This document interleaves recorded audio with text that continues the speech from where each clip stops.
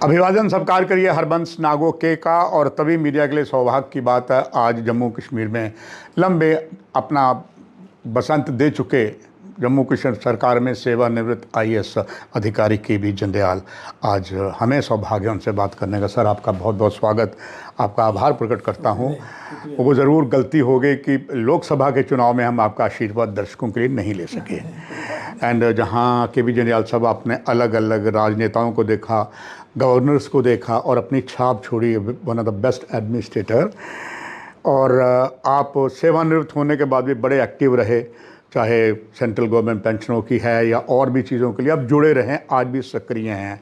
और मुझे प्रसन्नता ये हुई, मात्र 2-3 दिन पहले आपका डेली एक्सेलसियर में बहुत शानदार कॉलम आया और कई अच्छी से परिचित है कि के.बी. जंडियाल जी को हरबंस नागो के अपना बड़ा भाई बल्कि गुरु समान मानते हैं। मुझे के.बी. जंडियाल साहब उन्होंने की शिकायत की कि जंडियाल साहब अंग्रेज़ी में लिखते हैं, या तो एक्सेलसियर को कहो कि वो हिंदी में करें या कम से कम वो कॉलम जो हैं वो हमारे हिंदी में भेजें। लोग मतलब आतुरता से सर आपको पढ़ना चाहते हैं। उसमें जो हमने पढ़ा, मैं भी सच्ची बात है पूरा नहीं पढ़ सका, मगर आपने बड़ा शानदार इलेक्शन पर जम्मू कश्मीर पर लिखा। मैं जानना चाहूँगा उस कॉलम में आपने सत्यता रखी, और पहला मैं आपका यही आपके मुखार बिंदु से लूँगा, वो कॉलम जो आपने लिखा, दर्शक जानना चाहेंगे उसमें क्या था, फिर चुनाव की बात आगे करेंगे सर। तो उसमें बेसिकली मेरा ये था कि मोदी जी मतलब मैंने लिखा था आइकॉनिक प्राइम मिनिस्टर हैं हमारे सर, इसमें कोई शक नहीं। बिल्कुल सर। जो उनकी पर्सनालिटी, जो उनका है कमांड और लोगों में जो उत्साह होता है उनको देखकर, उनको सुनने के बाद, और उनका जो एहतराम करते हैं, आदर सत्कार होता है उनका, वो ना सिर्फ हिंदुस्तान में दुनिया भर में है जी।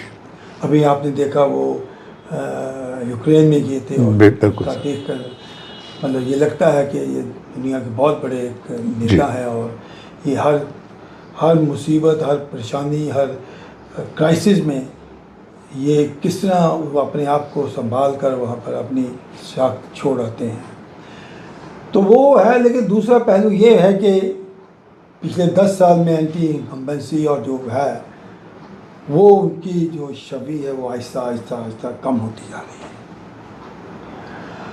उसमें एक तो एंटी इनकम्बेंसी लाजमी तौर पे होती है, जो हुकूमत में होता है वो हर एक को खुश नहीं कर पाता, हर बंदों को हर एक सा उम्मीद होती है, एक्सपेक्टेशंस होती है, पूरी नहीं हो पाती, सरकार कोई भी नहीं कर पाती। इसलिए होता है कि एंटी इनकम्बेंसी एक फैक्टर होता है, जिससे सरकार, कोई भी सरकार हो, उसके जो मतलब कम होती जाती है उनकी फॉलोइंग, और उनके मेंबर्स पार्लियामेंट में हो या असेंबली में हो, तो वो कम हो गई, 240 पर पहुंच गई 303 से लेके। तो मैंने उसमें एक एनालिसिस किया कि कुछ चीज़ें तो मोदी जी और मोदी जी की पार्टी की गलतियां थी, कुछ चीज़ें जो हैं वो उनके पास उनका मतलब असर रसूख में नहीं था, लेकिन फिर भी हुई। कुछ चीज़ें अपोजिशन पार्टी और खासूसी तौर पे कांग्रेस ने अपना स्ट्रेटजी बहुत ज़बरदस्त बनाई। उन्होंने इस कई चीज़ों को ऐसे कर दिया कि मैं मतलब मेरा मानना ये है कि हर फेज़ में उन्होंने एक नया नैरेटिव क्रिएट किया, जिसे बीजेपी और मोदी जी उसको संभाल नहीं पाए। उसका फ़ायदा इंडिया अलायंस का हुआ और नुकसान मोदी जी को, बीजेपी को खसूसी तौर पे, और किसी हद तक एनडीए को भी हुआ। तो उस पूरे जो एनालिसिस के बाद मैंने कहा कि अब ये मोदी जी की जो चार्म है, जो उनकी वो मतलब उनकी पर्सनैलिटी का जो है वो कभी हार नहीं सकते, वो आज एक दफ़ा फिर जम्मू कश्मीर की इलेक्शन अनाउंस हो गई है, ये उनका एक दफ़ा फिर टेस्ट होगा, और उस टेस्ट में कैसे उतरेंगे उसमें कई पहलू थे, जैसे मैंने कहा उसका उनको ख्याल रखना पड़ेगा। और इसके साथ ये भी था कि जो इंडिया अलायंस है वो मोदी जी की पार्टी को या एनडीए को कैसे टक्कर दे सकते हैं, उनका भी टेस्ट है, बट उसका टेस्ट इतना इम्पोर्टेंट नहीं है जितना मोदी जी का टेस्ट है। वो अपोजिशन में है और अपोजिशन का एक रोल रहा है, तो रोल उनका अपना करेंगे, जितना वो यूनाइटेड होंगे उतना एनडीए और बीजेपी को खतरा होता है। कभी जंडियाल साहब, आपके इस कॉलम लिखने के बाद मैंने कल भी बहुत से नेशनल टीवी में देखा, सारे श्रीनगर में डेरा डाले हुए हैं, सब ने लोगों से बात की, तो जो आपने बताया वही सत्य निकला। हालांकि ये आपका पहले कॉलम छप चुका था, अब मीडिया में वही हो रहा है कि पीपल आर अनहैप्पी। आपका असीम अनुभव है, दर्शकों के लिए बांटना चाहूँगा।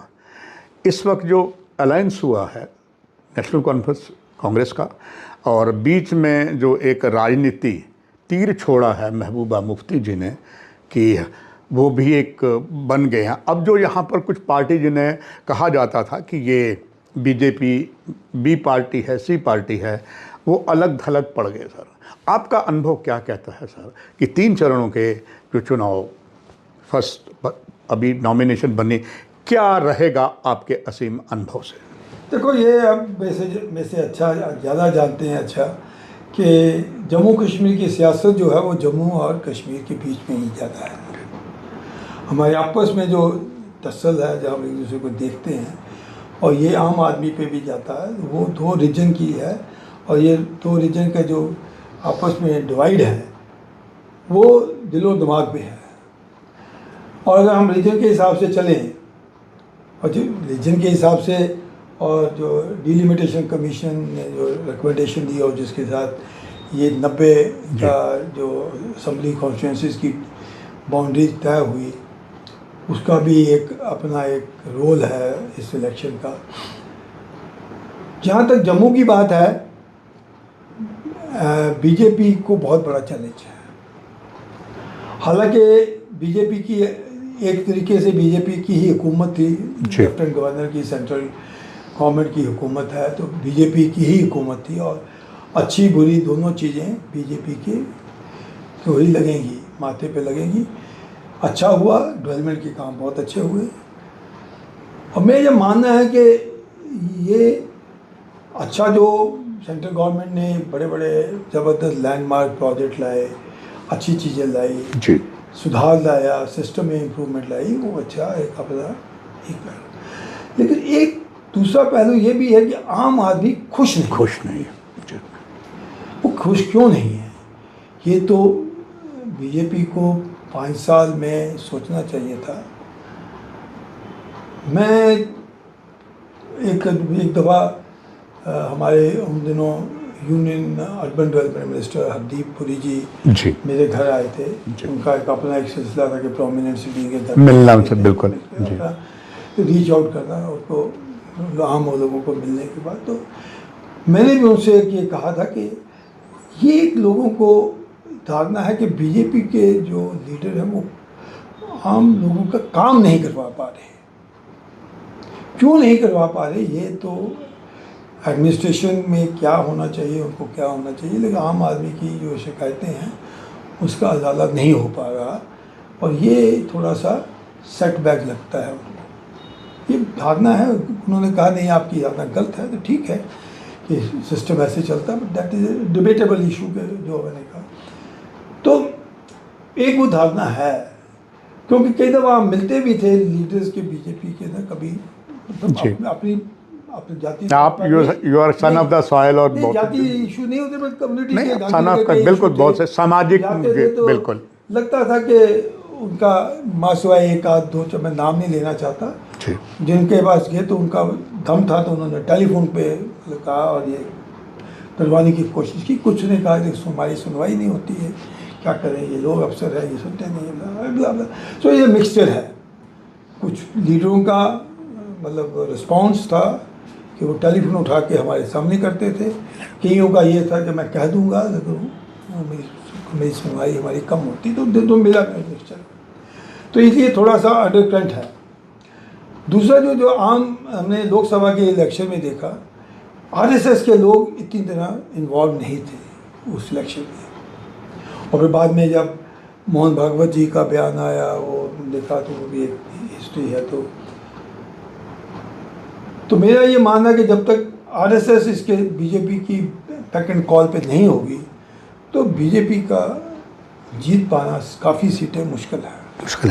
के बी जंडियाल, ऑनरेबल के बी जंडियाल साहब, आपसे आज ये इंटरव्यू से पहले मैंने जाने माने पत्रकार कश्मीर में 40 सालों से INS के शेख कयूम, उन्होंने भी कुछ ऐसी ही बात की जो आपसे विचारधारा बहुत मिलती है। उन्होंने ये भी कहा कि भाजपा की सबसे बड़ी भूल थी पिछली लोकसभा की सीटों में तीनों पर भाजपा ने अपने कैंडिडेट नहीं खड़े किए, और उन्होंने वार्न किया कि अगर इस बार भी बीजेपी कश्मीर में अपने कैंडिडेट ना खड़े करके किसी का सहारा लेगी तो बीजेपी के लिए और भी घातक होगा।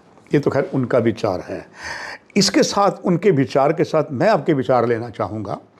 आपने KV जंडियाल साहब यहाँ पर, चाहे जगमोहन जी थे, राष्ट्रपति शासन था, दूसरा था, आपने सबके अंडर में कमान किया अलग अलग पदों पर, और राष्ट्रपति शासन में भी आपकी बात एज ए ब्यूरोक्रेट सब मानते थे।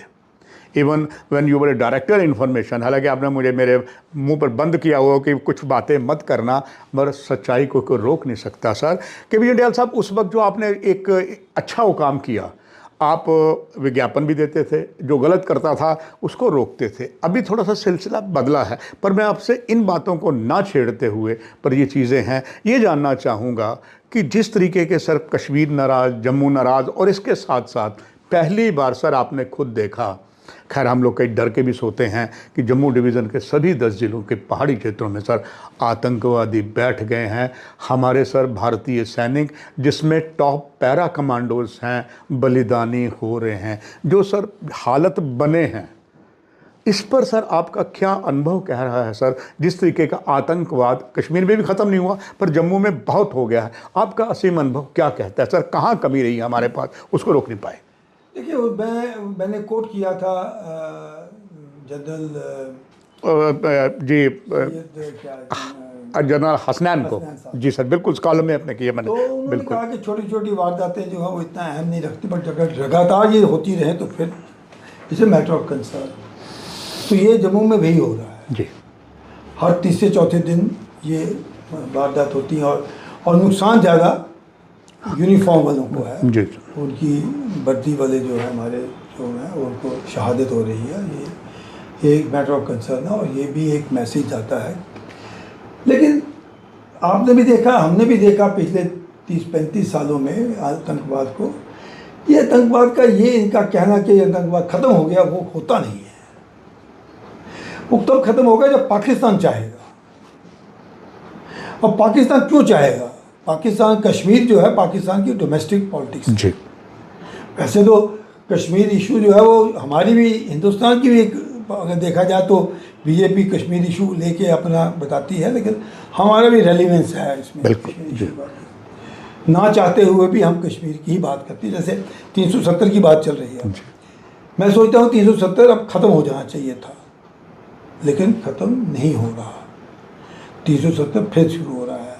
अब 370 के साथ ज़्यादा अमेरिका में जो डेमोक्रेट है हैरिस, कमला हैरिस है, उनका जो है वो मुद्दा 370 के साथ है, CAA के साथ है। मतलब ये चीज़ें जो है वो ख़त्म नहीं हो पा रही, जबकि हो जानी चाहिए थी। जबकि सुप्रीम कोर्ट ने इसको सील लगा दी। जो भी हुआ बिल्कुल कॉन्स्टिट्यूशनल है। ये बात जाहिर है कि 370 कुछ नहीं था, लेकिन एक आम आदमी में कश्मीर में एक अपने आप को अलग समझना, एक उसका एक इंसेंटिव देता कि हम हिंदुस्तान से अलग हैं, वो 370 के कारण था। अगर कहे 370 कश्मीर के लिए अच्छा है, हल हो जाएगा, तो भाई 1990 में, 1999 में मिलिटेंसी आई क्यों? 370 तो था। बिल्कुल। आपको तो कश्मीर में डिसइल्यूजनमेंट जो थी वो क्यों थी? 370 तो आपके पास था। मतलब 370 है या नहीं है उसका कोई रेलिवेंस नहीं है टेररिज्म के साथ। टेररिज्म का रेलिवेंस सिर्फ कश्मीर के, पाकिस्तान के साथ है। पाकिस्तान नहीं चाहता हिंदुस्तान खुश रहे, पाकिस्तान नहीं चाहता कश्मीर ठीक रहे, तो क्यों? उनको तो लो कॉस्ट वॉर है उनकी, तो मारे जा रहे हैं हम लोग, उनका कुछ नहीं, पैसा आ रहा है सर। एक कड़वा एक जी, इसलिए ये ज़रूरी है कि ये टेररिज्म की बात जो है, जो लोग हमारे फौज के लोग या पुलिस के लोग या सियासतदान हमेशा कहते हैं last nail in the coffin of militancy, वो बिल्कुल। दूसरी बात ये कहना, ये पैसे दे देना और कहना कि ये justice will be done to the martyrs. तो पहले मरे ही क्यों हम लोग? जस्टिस तो बात की बात है, आप प्रिकॉशन, हम आर्मी की बात ले लें, आपको सेम पैटर्न पे आपको एम्बुश करते हैं, हम क्यों नहीं अलर्ट रहे? मैं कहना आसान है, पर स्ट्रेटजी अब आपने बड़ी देर के बाद अफसरों को तब्दील किया, इधर उधर किया, तो एक मैसेज आना चाहिए, अगर कोई फेलियर है तो इमीडिएटली करना चाहिए। जी एक कड़वा सा सवाल है सर, क्योंकि मुफ्ती साहब भी कहते थे कि बात हमेशा बनती है, गोली से नहीं बोली से बनती है। जब डॉक्टर फारूक अब्दुल्ला कहते हैं कश्मीर समस्या के समाधान के लिए हमने पड़ोसी बदले नहीं जाते, बात करनी है, तो कई संगठनों में उनके खिलाफ आते हैं, भारत विरोधी है, ये वो है। मगर सर, कश्मीर समस्या के समाधान के लिए आपका एक असीम अनुभव, आखिर मैं ये जानना चाहूँगा क्या है सर? कोई समाधान इस समय नज़र नहीं आता है। ओह, क्योंकि हमेशा ये है कि कोई ताकतवर है तो दूसरा आदमी कहता है। मैं तो ये मानता हूँ कि शेख साहब 1975 में क्यों वापस आए मेन स्ट्रीम में? बांग्लादेश देखा उन्होंने, देखा इंदिरा गांधी के वक्त बांग्लादेश, अगर पाकिस्तान नहीं रह सकता तो हम क्या हैं? जी, रियलिटी है ना। बिल्कुल सर, ठीक, बिल्कुल। तो उसके बाद वो मेन स्ट्रीम में आ गए, सोल्यूशन हो ना हो यही देखा है। और इसी 75 के बाद उन्होंने इसको टोटली इमोशनली हर चीज़ में किया। उन्हें कोचक साहब की जो वो थी कमेटी, जो उन्होंने ठाकर देवीदास के बाद उन्होंने अपनी कमेटी एक और बनवाई कि नहीं जी, ठाकर देवीदास की कमेटी ने ये जो एक्ट यहाँ पर लागू हुए वो गलत किए हैं, उन्होंने कहा तुम बना दो। उस पर कोई नज़र कुछ नहीं किया उन्होंने, ठंडे बस्ते में डाल दी। क्यों? उसको पता था कि हिंदुस्तान के सिवाय हमारा कोई नहीं है। लेकिन अब हम फिर ये बातें करते हैं। अब आप देखिए, बातचीत 90 के बाद कई दफ़ा हुई, क्या किया पाकिस्तान ने? कुछ नहीं, आतंकवाद फैलाया। वाजपेयी साहब गए तो क्या किया? हमने करगिल बहुत कुछ। मोदी जी गए तो पठानकोट। बिल्कुल सर। अब मोदी जी हैं, उन्होंने कहते हैं मोदी जी क्यों गए? मोदी जी प्राइम मिनिस्टर है, उसका तो काम है बिल्ड करना रिलेशनशिप। जी, वो पॉलिटिशियन अपोजिशन पार्टी का काम नहीं है ना, उनका काम। जब पता चलता है कि वो इस चीज़ के काबिल नहीं है, फिर रोज रोज बातें करके लोगों को क्यों गुमराह करना है? Great sir, great. KV Jandiyal साहब, आपका दिल से धन्यवाद, आपने मेरी प्रार्थना को स्वीकारा और दर्शकों को बहुत बहुमूल्य बातें आपकी तरफ से मिली। बस एक प्रार्थना है, जब जब और अनुभव की आवश्यकता होगी केवी जंडियाल फिर आएंगे। दर्शकों, यहीं समाप्ति है। केवी जंडियाल साहब को धन्यवाद देते हैं आपसे। Thank you sir.